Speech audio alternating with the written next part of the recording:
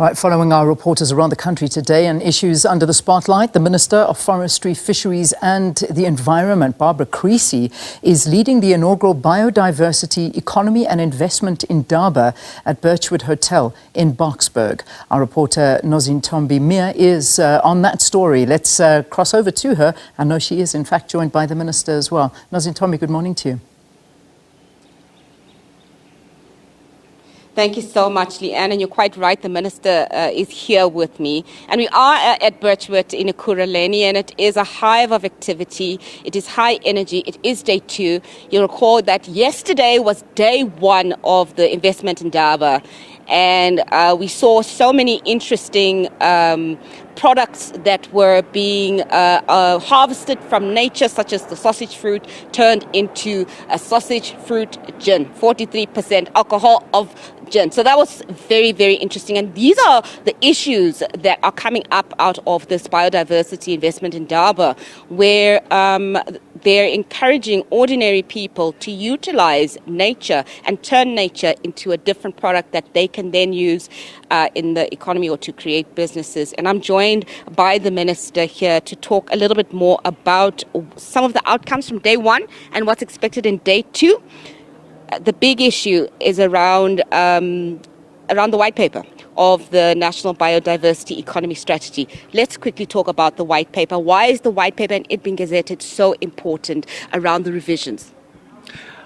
Well, first of all, good morning. And what we all understand is that South Africa is a signatory to the Kunming-Montreal Biodiversity Framework Agreement. And this framework agreement talks about the importance of putting 30% of the land and 30% of the sea. It's a global target under conservation by 2030. It talks about community beneficiation, which is a very long word for making sure that communities benefit from conservation. Yeah. And it also talks about this important issue that communities must benefit from their intellectual property. So a very good example of this is the agreement we have around rooibos tea that allow the Khoi and the San communities to benefit from the intellectual knowledge which they had for generations that allow us to enjoy rooibos tea today. Yeah. So this white paper informs a whole suite of different policies. And one of those policies is this revised biodiversity economy strategy. What is different about this strategy is that we've brought together conservation objectives on the one hand and protection of ecosystems and ecosystem services and economic objectives on the other hand. I think what this strategy understands is that a thriving biodiversity economy is based on the protection of the natural world. And, you know, people always ask me, what are ecosystem services? It's simple, really. The air we breathe, the rainwater, the soil that grows our food. All of these things must be protected and conserved so that not only our generation enjoys them, but future generations who are facing the impacts of climate change and environmental pollution will also have the benefit of these services. Yeah, you explained beneficiation so brilliantly, and it leads to our second question around the issue of investment. How then do you try and make it a sellable product that you can then get investors to come to the party, and you can get a product that not just benefits the individual but also benefits the community as well? Well, the biodiversity economy internationally is the new sexy area of investment. And what you would find there is that you have impact investors who are looking for projects that are environmentally friendly and that still have economic return.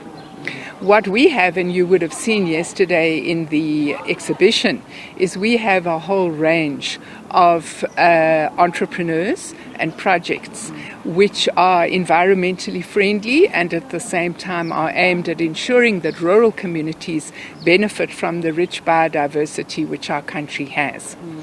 The trick is, how do you bring these projects together with the people who want to invest? Yeah. Yesterday we had a pitching session where 100 projects were being pitched to investors.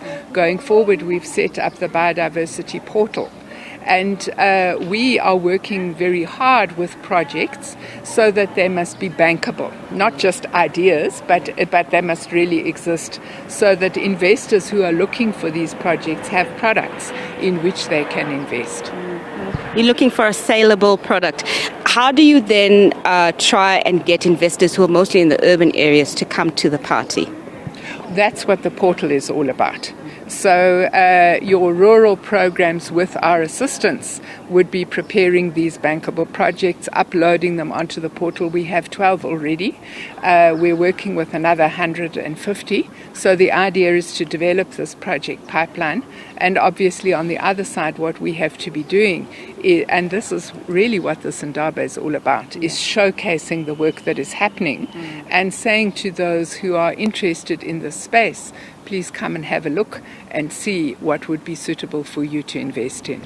Minister, before we wrap, today is a big day, day 2. The President will be here. What will his role be and how will that contribute to all the work that has been put in so far?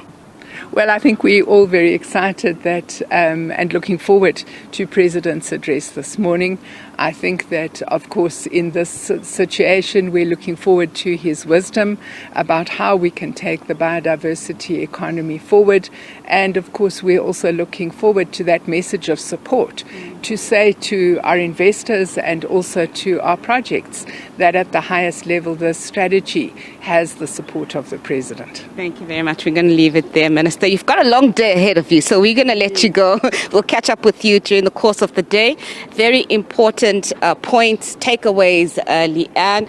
A very interesting phrase that the Minister used. The new sexy investment area is biodiversity economy, and this is basically connecting ordinary people with investors, and these are ordinary people who are using plants or trees, seeds, or anything that comes from nature from their own indigenous backgrounds, turning it into a product and getting investors to invest in that product for them to create jobs and to create businesses and to create sustainable businesses for themselves and for their communities. It's called beneficiation. And that's a really, really important takeaway that will come out from today. And we'll be waiting to hear from the President's speech. The President is expected to speak around 10 o'clock this morning. And we're waiting to hear from him what words of wisdom he has for the indigenous communities, for the multi-stakeholders that are here, on how to deal with the issue of bringing more investment into the biodiversity sector. Leanne. Excellent. All right, Nozintombi Miya, thank you very, very much. Talking to us about all the new sexy investment terms, biodiversity, sustainability, all of those kind of things, and how true they are.